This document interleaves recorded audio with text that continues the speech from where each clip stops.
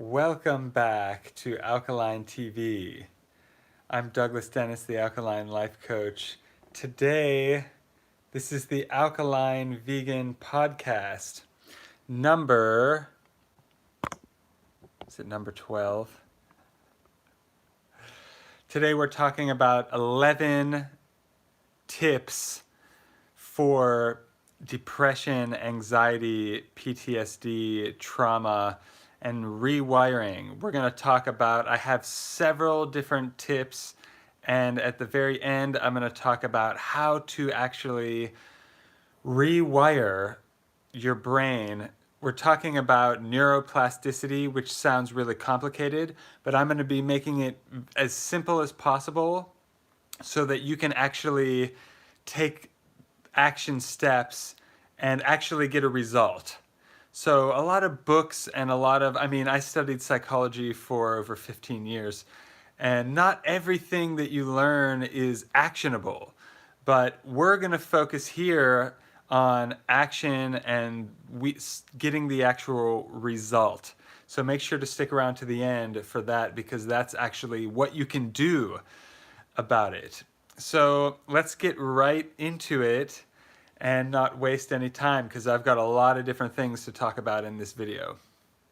So if you've never seen my channel, I've been studying psychology for over 15 years, but I've been putting this stuff into practice, and a lot of these things I've learned from personal experience, and usually painful experiences, because those, sometimes it takes a while to get it through your thick skull. And each time you learn a lesson in life, it gets more and more painful until you finally get into the flow of the universe, or get in line with the universal laws, and it makes it easier. Doesn't make everything easy, but it does help a lot. So the first thing I want to talk about is holistics. That's a word we hear thrown around a lot. What does that even mean? It means body, mind, and spirit. So some people, if you're suffering from depression, anxiety, trauma, for some people the solution is physical. For some people the solution is mental. For some people the solution is spiritual. It depends on the person, and it depends on the situation.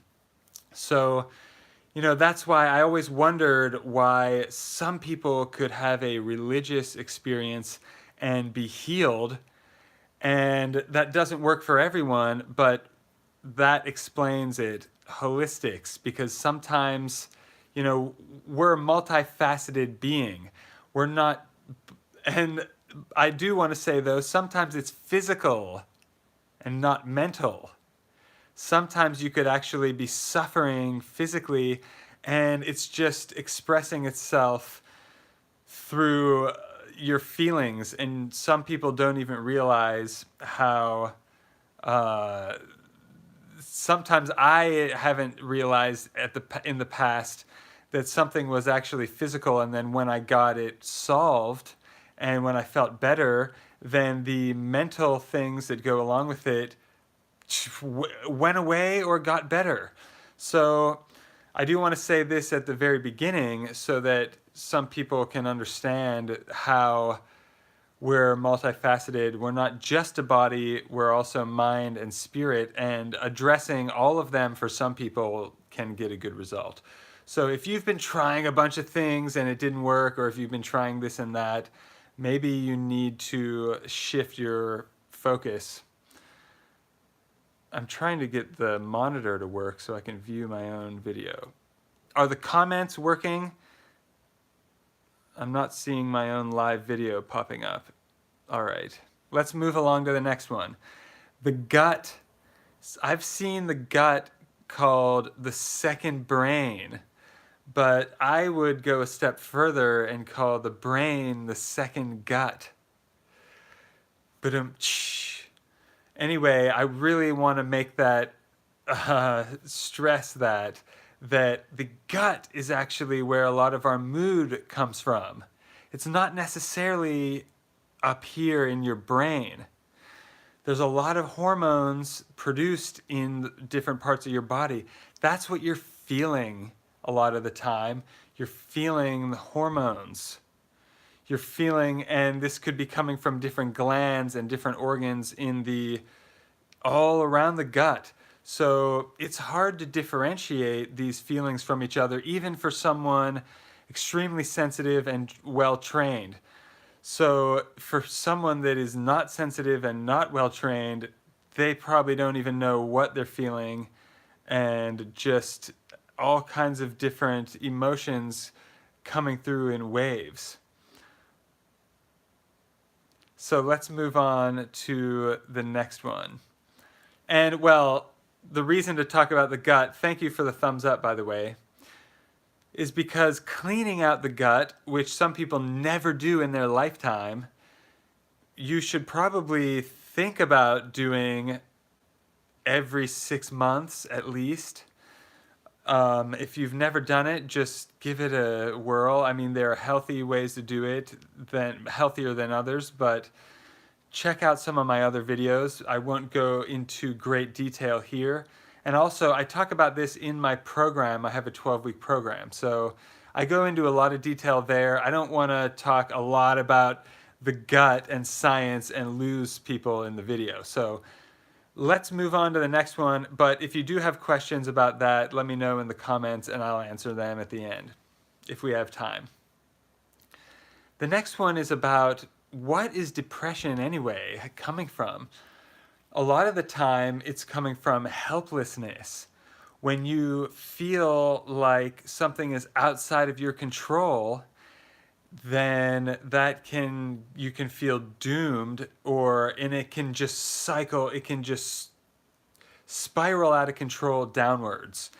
And this can be, you can get into a victim mentality as far as habits go.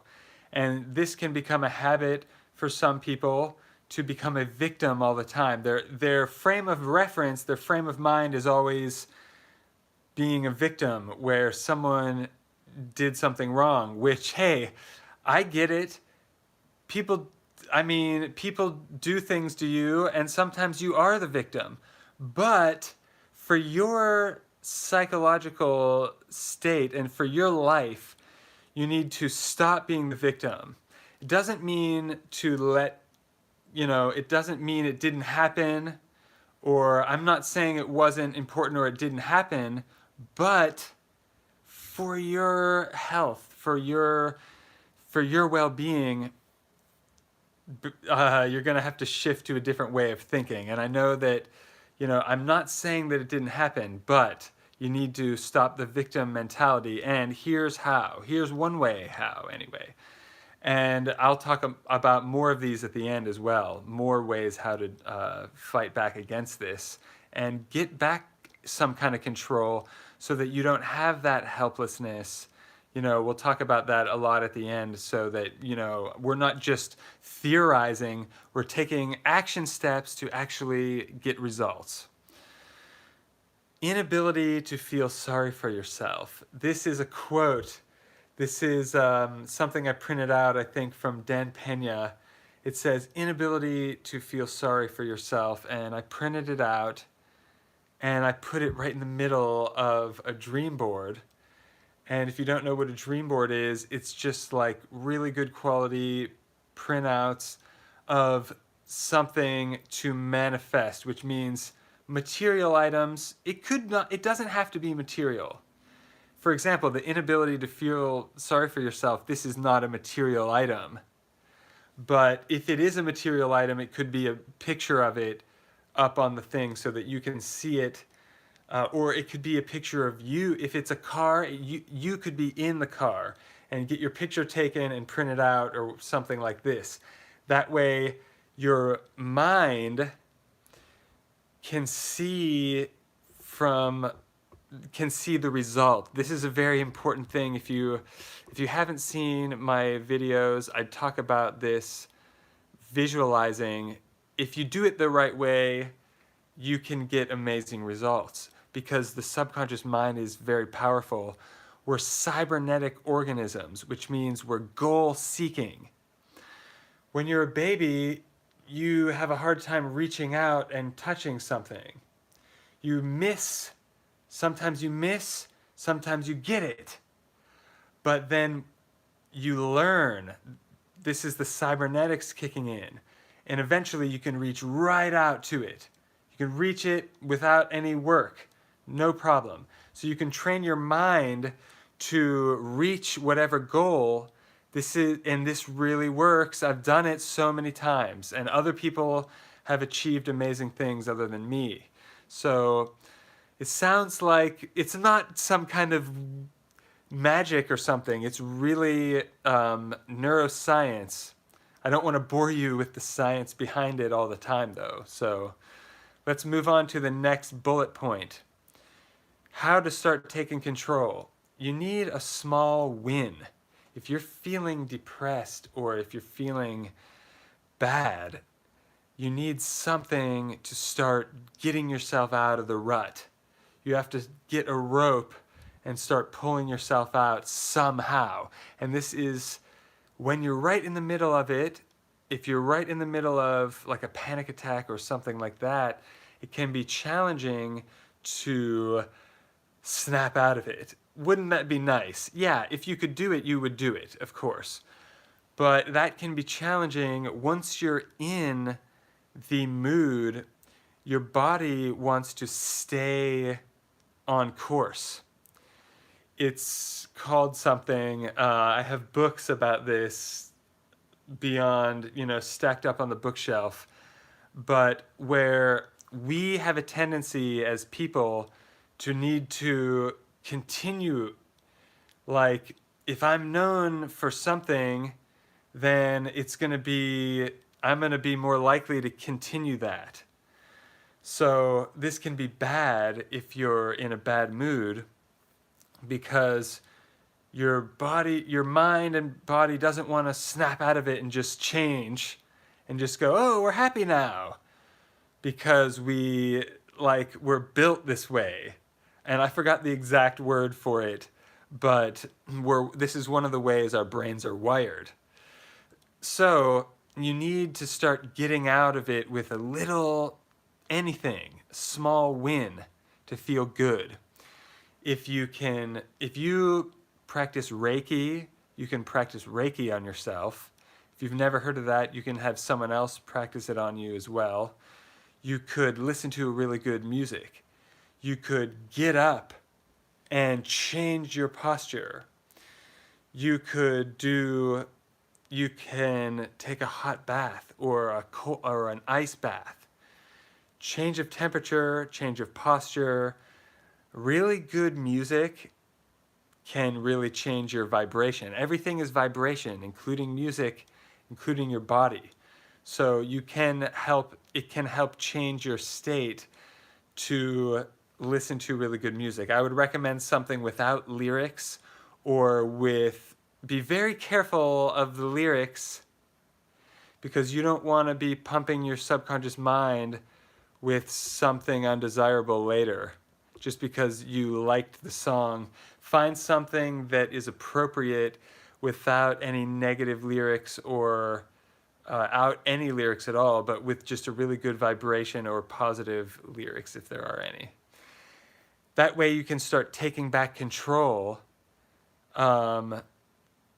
Stretching out is a good one. Any little thing that can get you, I heard in the military, right when you wake up, you're supposed to make your bed.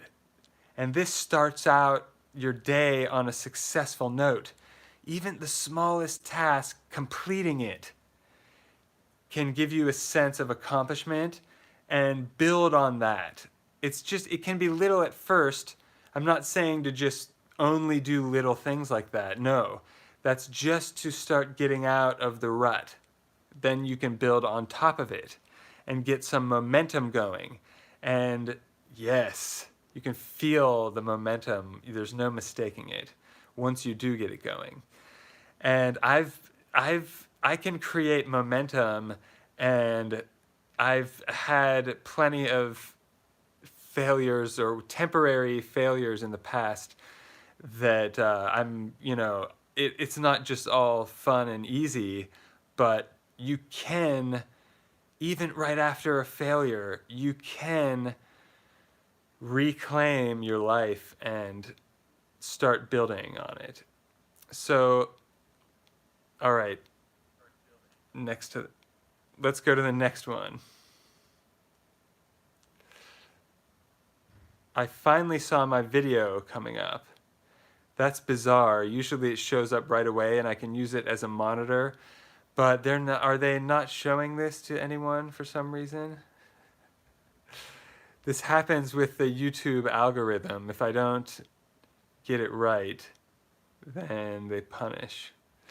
All right, let's go on to the next one. So, set long-term goals, but this isn't just about setting goals. So sometimes the reason people are depressed or anxious is because they know deep down something is wrong. And your body's trying to tell you something, your mind is trying to tell you something, but it's, when you're right in the middle of it, it can be hard to decode these feelings sometimes, especially if your gut is toxic, which I mentioned at the very beginning of the video. That can be like just overwhelming sensations and people don't really know exactly what it is. So what your brain does, it goes through your memories to something that it tries to make sense out of it. Your brain filters a lot of your world coming in. You're not really seeing and experiencing everything out there. It's filtered, 99% of it's filtered out.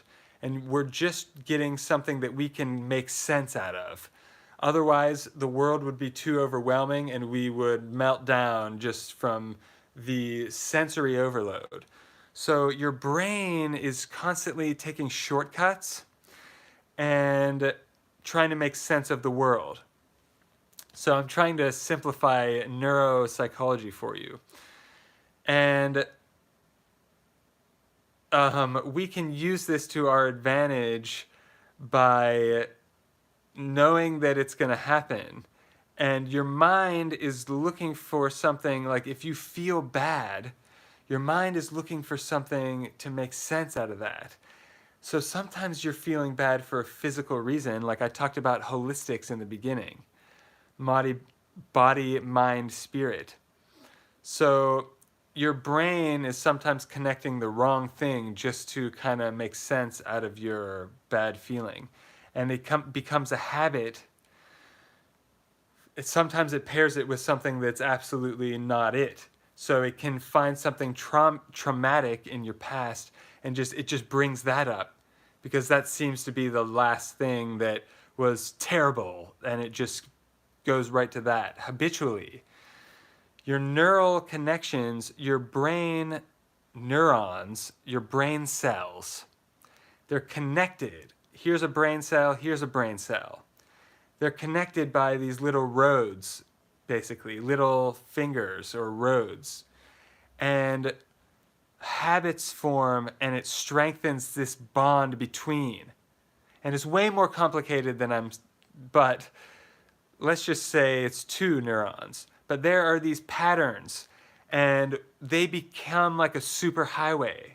They go from a little footpath, and every time the habit gets reinforced, could be bad reinforcement, it could be good reinforcement. Every time it gets reinforced, it becomes stronger and stronger and stronger, and it becomes a habit. So that becomes the first thing you think of. And this over years and years and years and years, it becomes a super highway where that's going to be a superhighway of habit, trauma, depression, anxiety. You can take back control of it, though, and dismantle that highway and reroute it somewhere else, wherever you want. So that's the good news. It's not all bad news. So let's move on to the next thing on the list. The next tip is goals that are too big versus goals that are too small. Thank you for the thumbs up. I appreciate that. Some people's goals are too small and it causes depression. Some people's goals are too big and it causes depression. So it's always better to err on the side of too big than too small. But, you know, you need to set huge goals as far as lifetime goals, but you also need to break it down into midterm and short-term goals. And I have other videos about that, so I won't go deep into goal setting here, but I'll just say that you might have no goals, and that can be depressing because you wake up every day and you're just kind of doing other people's goal, like your boss or your company or your wife or your friends or your family, and like a ping pong ball without your own destination picked out.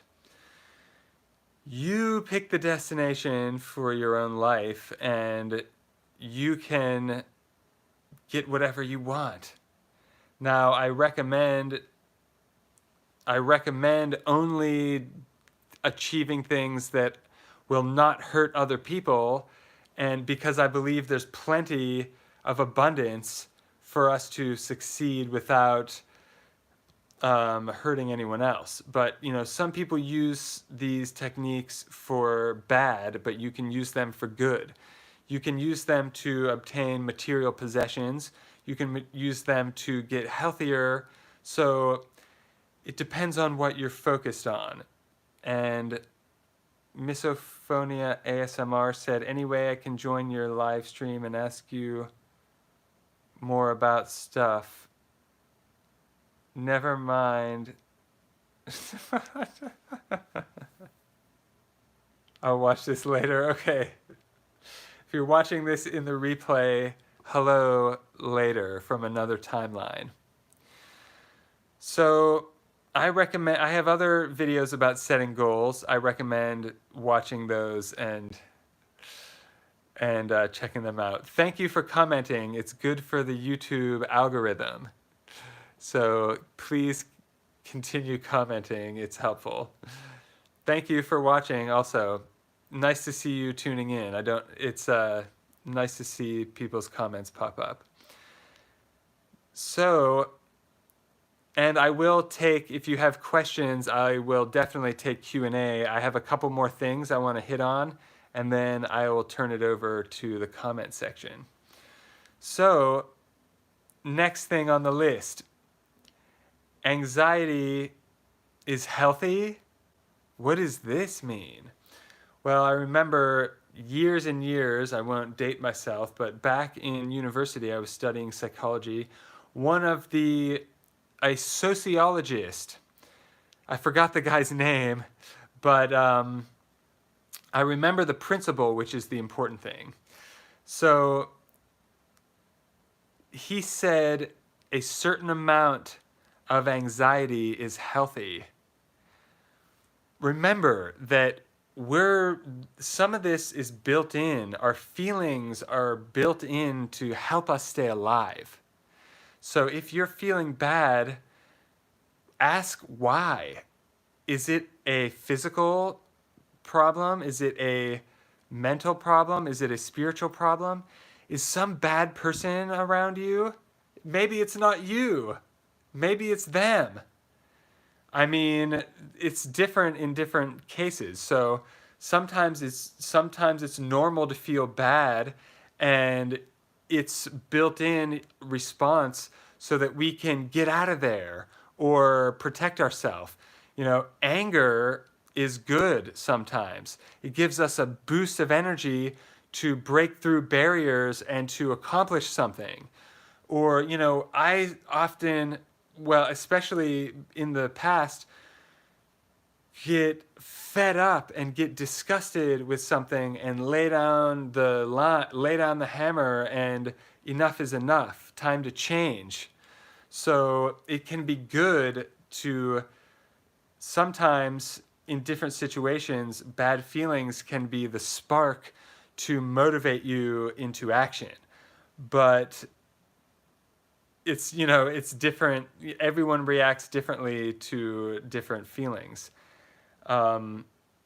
So some amount of anxiety is healthy. It actually saves our life because it lets us know if something's dangerous coming up, and it keeps us aware. It can, your senses can sharpen, and certain parts of your like digestion or certain parts of your bodily functions shut off, and you set into the mode. And this can be fight or flight sometimes. Sometimes you need to run, sometimes you need to fight back. This day and age, though, what usually happens is people are on social media, and it's not a real life. It's not a real life stimuli that is traumatizing them. It's something on a screen, and it's fear-based marketing triggering us to try to get us to buy something or try to get us to believe something or try to interrupt us. And this is out there, seriously. There's marketing. Not all marketing is good, and that's why I avoid as much of it as I possibly can unless I'm studying it for a business project. So look at marketing with a discerning eye and try to shut it off or take control of it so that it's not fear scaring you in the middle of your day. That's not natural. If we were in the wild and some wild animal jumped out and we need to get that adrenaline boost, then that's good for us. And then maybe we need to escape or fight back or whatever. But in just scrolling through social media, that's not reality. That's not healthy. That's not natural. So often we're triggered by companies or government things or billboards, or I've seen some crazy billboards where I took one look at it and I said, they know nothing about psychology. If they did, they should be locked up for that. I mean, I've seen billboards of crazy imagery that I think should be illegal. If they really knew how the subconscious mind worked, how dare they? And I didn't tell you what was on the billboard because it was whack. What in the world? I'm just, oh, man. Some of these companies are out of control with their, they use psychology in the worst possible ways. That's a shame, but it's happening, so be aware. What was it? It was someone laying on the floor with a needle sticking out of their arm or something, overdosed. On a billboard. What in the world? And you know what? To prove what I'm saying about psychology, this was in an area that has some of the highest overdose rates in the country, in the world. Oh, well, probably because they're showing it on billboards, normalizing it, and putting that into people's subconscious mind as in, that's one potential option. That's one potential outcome. No one should see that, ever. If you walked in on that in real life, that would be traumatizing enough. But then taking a picture of it and putting it on a billboard, I want to just metaphorically knock out the person that made that billboard. That's totally abusive. And that everyone driving by that has to see that. And most people don't know psychology, like didn't study it like I did. And like, if you see stuff like that, you should reject it. You should focus and reject it. That's the way to fight back. If you just look at it and pretend like it's not influencing you, you're fooling yourself. It is influencing you. everything we see, hear, taste, touch, smell is influencing us and how we react to it. So if you see something like that and just accept it like, oh, it's a commercial about overdosing, and just watch that kind of stuff over and over again, no, you have to reject that. If you did accidentally see it, you have to like do something. What I would do personally, I would say something about it like I'm doing right now. Like, that's BS. That's not real. That's marketing. What in the world? What is that? A rehab? Marketing? Talk about victim mentality. No wonder so many people are losers and having problems, because they're sticking it on billboards. It's crazy. Anyway, let's turn it back. Turn it back to how to take back control over this, because the marketers out there are out of control. They're doing this kind of negative thing to people, the young people. Children are seeing that billboard. And the stuff in movies, even PG movies, the stuff that they think is acceptable, the stuff that they put in movies, I don't watch them anymore. I can't. And I've written a movie script, I've written a screenplay, and I had to learn about how they're written. And then once I learned how they were written, it totally ruined movies for me. Because now I watching it and I'm seeing the formula, I can guess what's going to happen, because scripts are written a certain way. It's laid out one thing by one thing, a good story. And marketing is like this too. There's a certain way that most people are doing that to get the best result. So they traumatize you and then get your emotions and reel you in. And I think a lot of companies are abusing that power of, for what? For what are they selling? You know? Oh man. Anyway, that's my that's my opinionated rant for the day. Let's move on to the next bullet point. Energy is healthy. That's what we were talking about. So the next one is, there's one mood. I've read this in a book.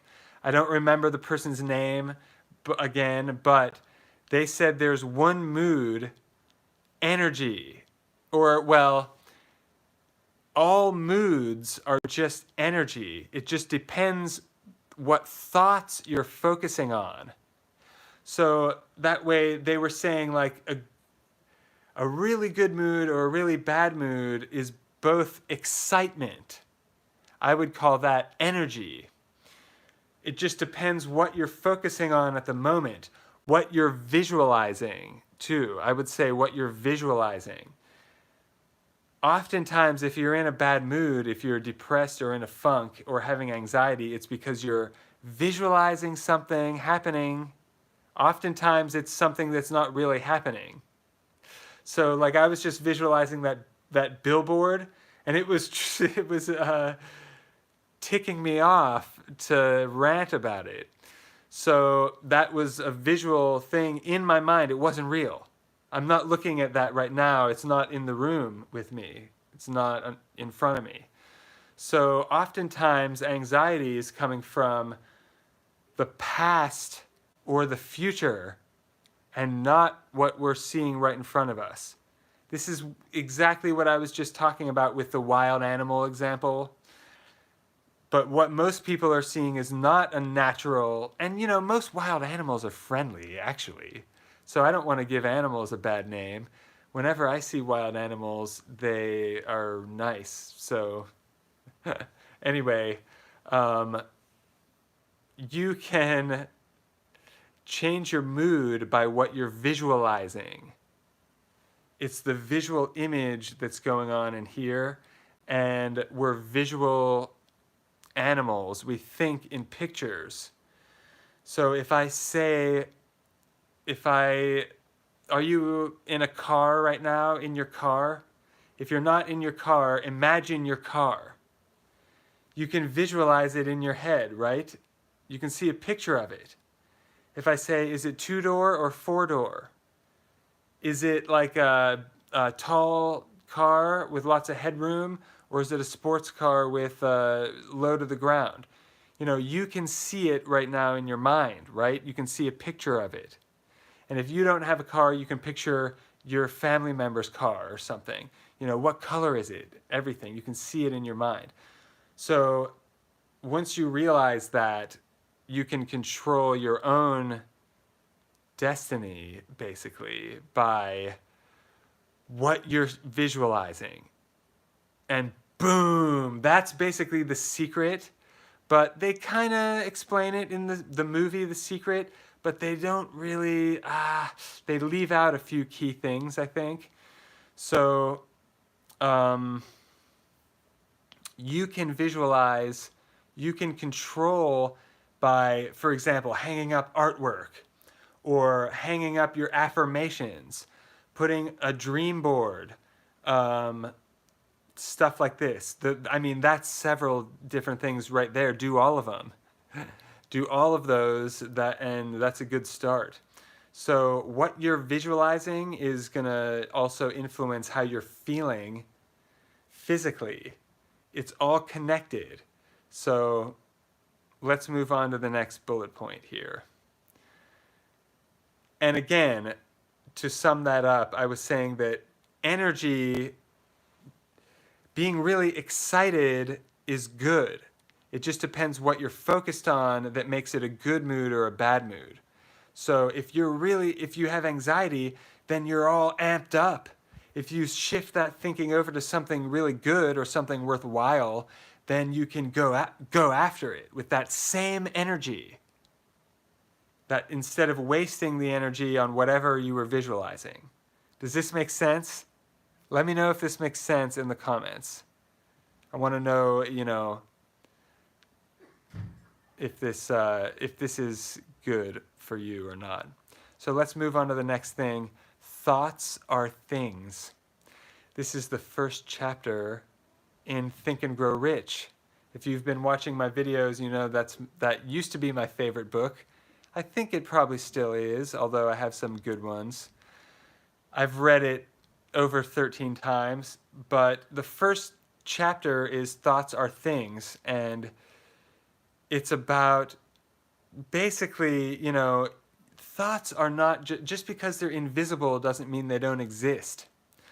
Like I was talking about earlier about the neuroconnections between your brain cells. They become more and more stronger and stronger. The connection becomes more and more habitual every single time you think a thought. So if you watch this video, let's say, if you watch it a second time, then these same ideas are going to be stronger in your mind. If you watch it a third time, it's going to be stronger in your mind. If you over and over and over and over and over and over repeat it to yourself, it's going to become the new reality. That's how to influence your brain, but it's not going to happen overnight. Sometimes you can have a change overnight, but usually it's because of a traumatic event. But if you want to slowly drip over and over and over and over and over, influence it over and over and over again, you can change your brain chemistry and you can change your habits. You can. I've done it. And I have tons of books on this. Power of the Subconscious Mind is good. Psycho-Cybernetics is good. But some of the best books aren't necessarily the psychology textbooks I've read. Some of them are the ones where the people explain it in the most simple way. There's a book I read recently called Rewired Brain. The Rewired Brain. Now, that one wasn't necessarily my favorite, but the beginning was really good. So there are some books to check out some of this stuff, definitely. The next thing on the list is we're getting towards the end. We're getting towards the end of the bullet points. So if you've stuck around this long, thank you very much. I appreciate it. If you've given me a thumbs up, I appreciate that as well, because sometimes it feels like YouTube hides my videos. So it helps the algorithm. You know, it's basically an AI robot determining what videos to show and what ones to not. So the competition is wild out there, and I appreciate your thumbs up and your comments and shares and everything. It helps out a lot. I appreciate that. So the next two things. First of them, affirmations. These, I talk about these in my program. I talk about these in other videos. You have to do your affirmations. Don't skip this. This is a really life-changing thing that sounds so simple and so easy that most adults are like, yeah, whatever, and they never really sit down and do it because they think it sounds too simple, like a kindergartner homework or something. But just because it's simple doesn't mean it's not effective. Do it. Just seriously, just do it. What I do is print them out in all caps, and they should be worded really well. I've talked about this in other videos, so I don't want to do, I could talk for an hour just about that. Do the affirmations, word them in the present tense so that it's as if you have it right now. Like, thank you for the 1,000,000 subscribers or something like that. Oh, that's a good idea. That should be my affirmation. But so what it does is it gets the visual image of your goal completed. That's what you want to imagine. Don't imagine not having your goal, which is what it's like right now. Don't imagine right now. Imagine what it's like having it and then being thankful. Does this make sense? This is how to pray correctly as well. To give thanks for what you want before you have it. That's what having faith is. I didn't really get that growing up. They tried teaching it to me, I guess, but I didn't really understand it. But now I understand, so I hope that this makes sense for you. Okay, the last thing is the last thing on the list, if you stuck around to the end, how to rewire your brain from trauma, PTSD. There have been a lot of names for this. George Carlin used to do a bit about how they used to call it shell shock. And then they changed the name to nervous breakdown. And then they changed it to post-traumatic or operational dysfunction or something. And now they changed it to post-traumatic stress disorder. And now they changed it even to just PTSD. And it's not even words anymore, it's just letters. So they squeezed every little bit of humanity out of it and made it sound like a robot. PTSD reporting for droid duty. But this is a real thing that real people are having to live with and suffer with. So it's not, I'm going to give some real steps on how to actually take back control of your life. I do want to say this is not written on my list, and this is not legal advice at all. This is opposite of legal advice because this is probably illegal. So it's not advice. I'm just going to say, let me see how I'm going to word this. Hold on. Since I'm not a lawyer, I have to. So I've heard and I've read different places, several different places. I don't have the exact sources on me, but I've heard several times and from several different sources that cannabis is one of the best treatments of PTSD. I've just heard that. I'm not recommending it or whatever. But anyway, that I'm going to give you some different type of action steps that you can do to rewire your brain. That's not like a natural remedy or something like that. Of course, in my other videos I talk about health. I recommend getting as healthy as you can, because oftentimes people don't understand how their physical body is determining how they feel. So I mentioned this in the very beginning, but I just want to re-emphasize that as well, that what you eat and stuff like that does matter, even though we're talking about PTSD. I know that to some people that doesn't sound like it goes together. Like, how could diet affect something like that? Like, I know a lot of people would think that that wouldn't be connected, but look more into it is what I'm going to say. And here are some ways to rewire from trauma, because I've learned through experience, books, research, that you can change your memories. You're not stuck with them like they used to think. They used to think, there's a saying, can't teach an old dog new tricks. That's wrong. That's wrong. It doesn't matter how old you are, you can still have neuroplasticity, which means your brain can still change. It's possible. Now, for most people, it's not going to, because they're drinking soda, eating fast food, taking medication, and watching TV. That's not gonna do the trick. But you can, doesn't matter how old you are, you can change. You can influence your memories.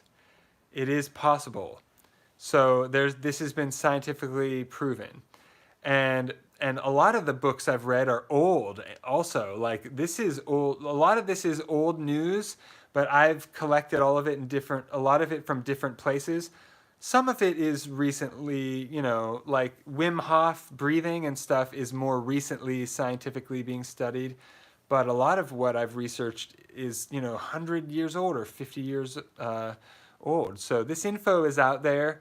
You just have to dig.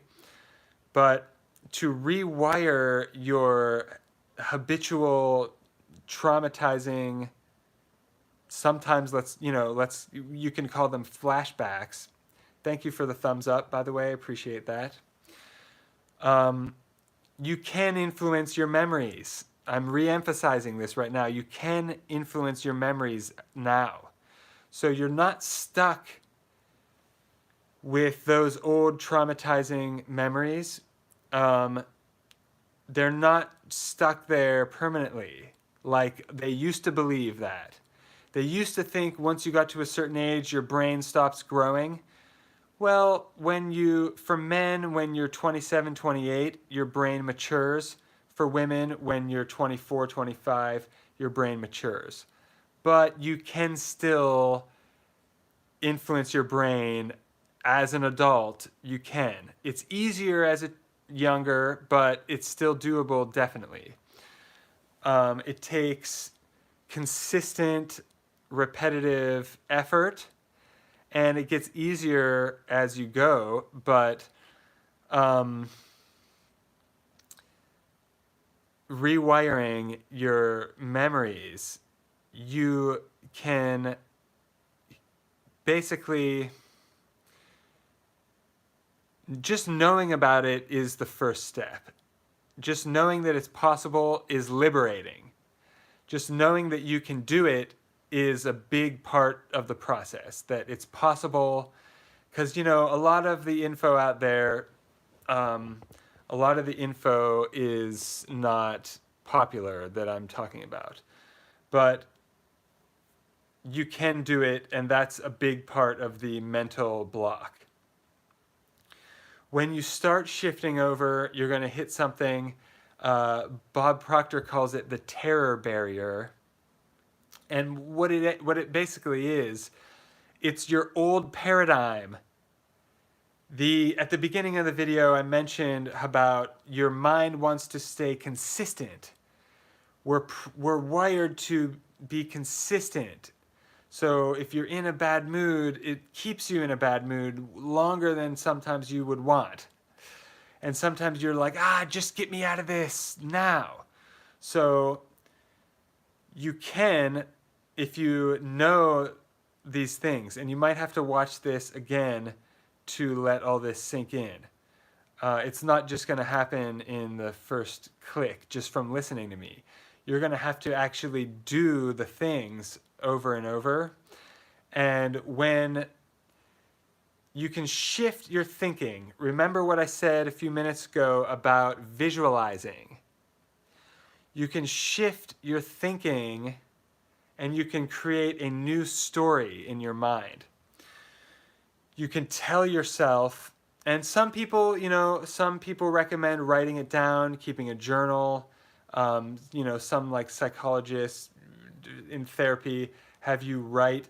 I write because I like creative writing. I'm writing a book right now, but it can be good even if you don't like writing. Don't worry about the spelling and grammar and stuff like that. Just dump it, just like brain dump it out. And sometimes you'll feel just a little better just even doing that. Even if you didn't get the answer, just sometimes writing it out in a journal or something can help. And physically writing it by hand is better for your IQ. Actually, I've read that handwriting things out can raise your IQ. That's another thing. Your IQ is not permanent. You can raise your IQ. But I mean, most people should raise their EQ, which is their your emotional quotient or whatever. High IQ isn't as good as it sounds, but emotional is more important as far as succeeding in life. There are a lot of people with high IQ that are failures or not, or not doing well. I've been one in the past. So I rewired my thinking, definitely, more than once, and I continue to. Because once you do it, once you know that you can level up, you can do it again. And once you know that you can change the memories, you can influence the memories. Now, when you bring the memories back up, you tell yourself a new story about what happened and how you reacted to it. And then you add the update at the end. That's the twist. So instead of just seeing the traumatic thing happening in your mind and feeling the familiar, terrible feeling and just trying to somehow make it through it somehow, that's not a good strategy. You need some kind of a strategy. Like if you have someone to talk to, if you have someone to vent to, if you have a therapist already, talk to them, call them up. If you have a good, sometimes a friend is good, sometimes not. Sometimes it's good to be a non-biased person. It just depends on the situation. Sometimes just talking to someone helps, sometimes writing helps. But then if this memory or whatever it is, you need to add an update to it. You need to, once you found yourself doing it, you need to go, okay, wait, whoa. And like, take back control of your body. Like, you see how I'm putting my body into it? And my inflection, that's important. That's very important. Your subconscious mind is influenced by feelings, not just by logic. So get your feeling back into it and go, whoa, stop. Even if you're alone, do something. Do something to take back control of your physiology. Do 10 push-ups or something like, I recommend stretching first, but anyway, do something to take back, interrupt. Pattern interrupt, that's what this is called.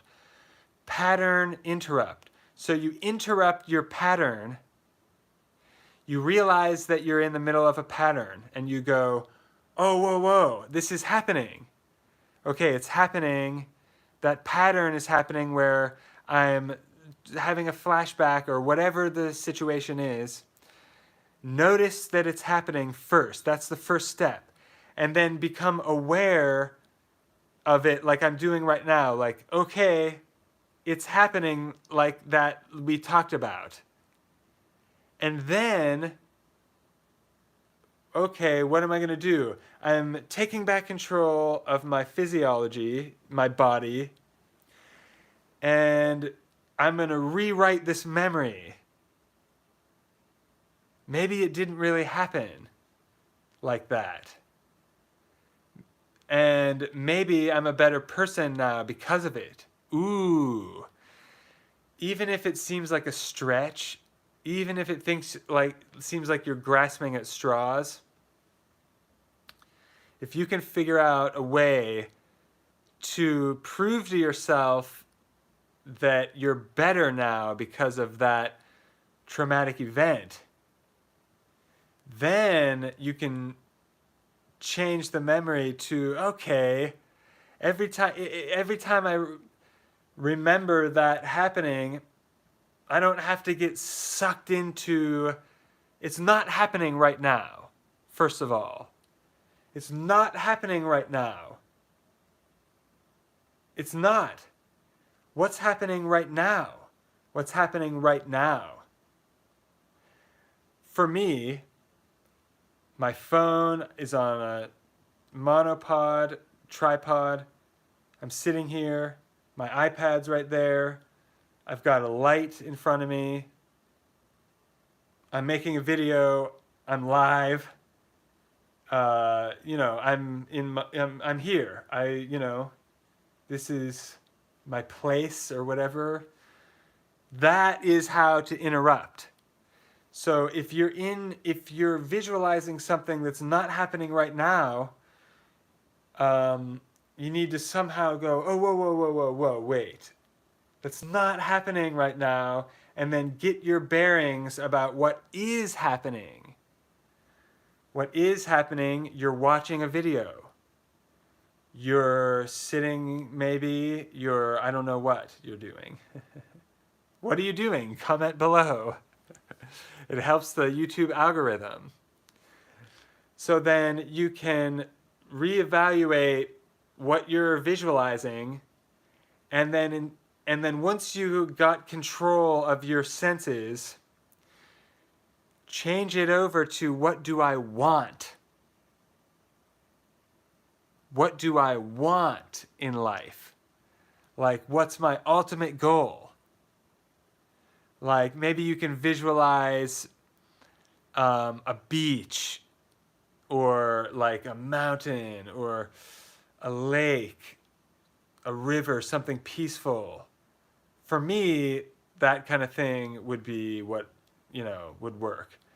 Some pine trees, or, what you like.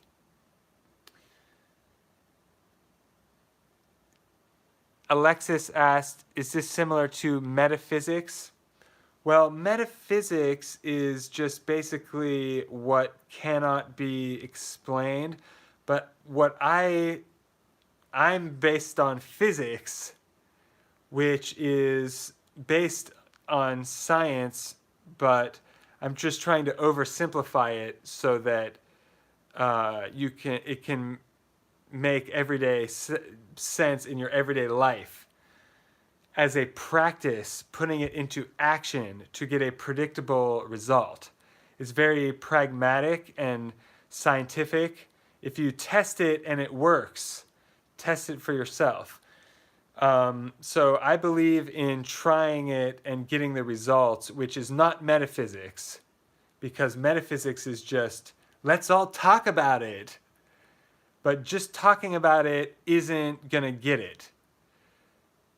Getting the result is what we want. The real result. Not a result on social media or in the Matrix. Real result in your real life, which is your body, mind, and spirit. Does that make sense? But I'm sure I have studied metaphysics, so I'm sure I'm probably mixing it all around. Mixing everything I've ever learned in to try to get the result, the best result. So recently I read a book called Rewiring Your Brain, or The Rewired Brain. What's it called? I don't know what it's called. I'm calling it, well, my program that I invented is called the Alkaline Life Transformation Program. But my philosophy has no name yet because I'm not famous for it. You're early to find it. But I'm just basing this on what I've learned from physical health, from business, from psychology, from spirituality. All these things I think can help us live an amazing life and have, good experiences. Well, life sometimes throws stuff at us, and it's our reaction to it that makes our future. So a lot of people have been traumatized. Some of my clients told me about it. Some of them haven't told me, but probably have some experience. And I think that's one of the common things that most people don't talk about. And that's why I'm talking about it, because it's, a lot of people have experienced these things and are afraid to talk about it. And if they go to try to get help, I've studied psychology for, like I said, over 15 years, but I've also been to the psychologist more than one when I was younger. And I would go to one now. I mean, if I knew a good one, I didn't, I'm really busy now, but it's good it's good sometimes to have a non-biased person that studied something to give you, sometimes they don't even give you advice. They just let you vent. And sometimes that's enough. Or, but, so the experience that I've had, a lot of the therapy or what I learned in psychology was not very helpful as far as practical to getting a result. So I'm very critical of it, even though I studied it for a really long time. I'm critical of it because when you go to the university doesn't mean that the way they teach you, they don't teach you how to get a result from it. So it's weird in that way and a ripoff if you look at it that way. So I'm trying to teach you what I learned after graduating university, because I had to unlearn and relearn almost everything, because what you learn in school is wrong and total BS and a lie. That's what I found out in my life, is that, what did I learn in school? Because I got straight A's. I did well in school. So it's not like it's me that's dumb. So if their system is so good, then how did I succeed in their system and then fail in life? And I mean, now I'm not failing in life, but years ago, what I was trying to do with what I was taught in school,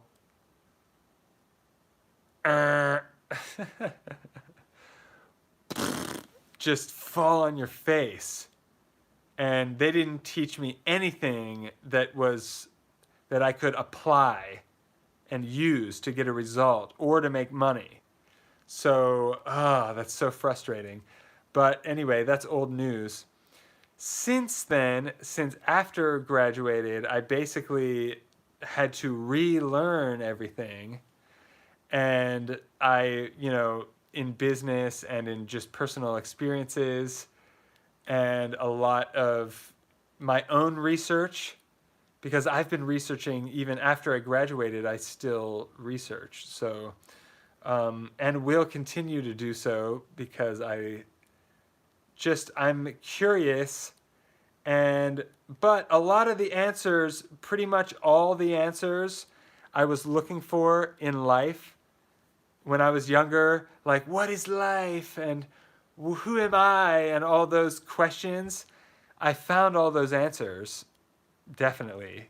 So I moved on. I moved on to new questions and answering other people's questions, because, yeah, I don't know everything and I'm not perfect, but everything I wanted to know when I was younger that was a big mystery to me, now I understand the basics of life really well, that most people just don't get it still yet. But it doesn't mean, there's so much infinite to learn in life. I mean, all the time and effort I spend studying the stuff I study, and I don't just study, I practice it in real life and experiment. But there's other subjects that I know nothing about. Like the other day, I went to the bike shop, and I don't know anything. I'm good with mechanics and physics because I am smart and can figure it out.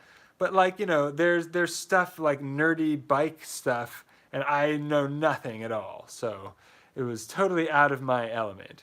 So, there's some people that are experts on bicycles, and there's probably people that build their own. There's probably all kinds of, so I'll probably never, get into that. But, so I'll stay ignorant in so many things in life, but I'm getting more and more focused as I get older, because there's too many things to study, and it's better to focus and cut out the noise and say no to everything else, so that's how to be successful, really. And on that note, I'm going to sign off. We'll see you in the next video. Let's see, we're doing another live tomorrow. If you're new to the channel and haven't subscribed and hit the bell icon, you'll be notified. When you hit the bell, you'll get notified when I go live. And I've been going live several times a week. I've been going live at 5:30, so I might not hit it exactly at that time, but I've been doing Sunday through Thursday at around 5:30 p.m. Eastern time. And I know some of you are different places around the world. And thank you so much for everyone tuning in, all the people from around the world. I love hearing from you. If you're tuning in somewhere outside the US, let me know where you're from. And it's always fun to see all the different cultures and everything that we're all, a lot of these things are, all of these things are, all humans are dealing with. Culture is just a group habit. So Alexis says this was very informative. Thanks for dropping knowledge. Oh, awesome. Thank you for commenting. I appreciate you showing the appreciation, and it's good feedback for me if I'm on the right track, talking about the right things that you want to know. Because for me, these videos are for you, because I'm just talking to myself. I already study all this stuff. So yeah, let me know what's interesting and what isn't, and I'll hone my videos to to the audience, because that's who it's for. Thank you so much for commenting, and when you comment, it helps out the video too. When someone came on and started commenting, finally I saw the people start tuning in. YouTube is like that, so they test it out first, and if there's no engagement, then they just put it on the shelf and let it grow cobwebs, digital cobwebs. All right, thank you so much, all the new people. There have been a lot of new subscribers recently. I appreciate all of you. I'm really close to 2,000 subscribers. Wow, that's incredible. If we could all gather, we could fill up quite a big room with 2,000 people. So that's awesome. I am planning some events, but they're going to be tiny, like 5 or 10 people. But that'll be next year. Stay tuned for that kind of stuff. If you haven't subscribed yet, I've got tons of recipes coming out in April, and wow, I've been going live 5 times a week. So I'll keep doing it as long as I can maintain the topics and interest. So let me know if you have any ideas on something that would be related to the channel. Thank you so much. Have an amazing day on purpose. And these are the ways how to do it. You're not just going to randomly, well, you might have good days randomly once in a while. Yes, and that's great. But this is how to get a higher percentage of them.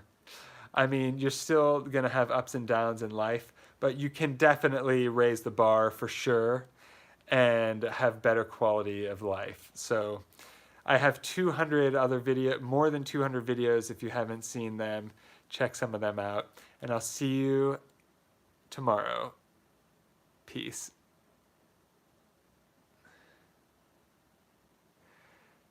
Alexis said this was a really good live stream with applicable information for the real world.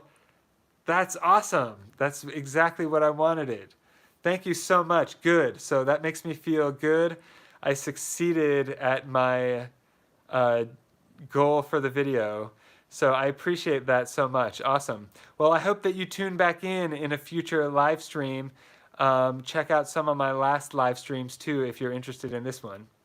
Awesome. Thank you for everyone that gave feedback. Thank you, Alexis. Thank you for Misophonia ASMR again. And I'll sign off again. Double signing off. Signing off for the second time. Peace.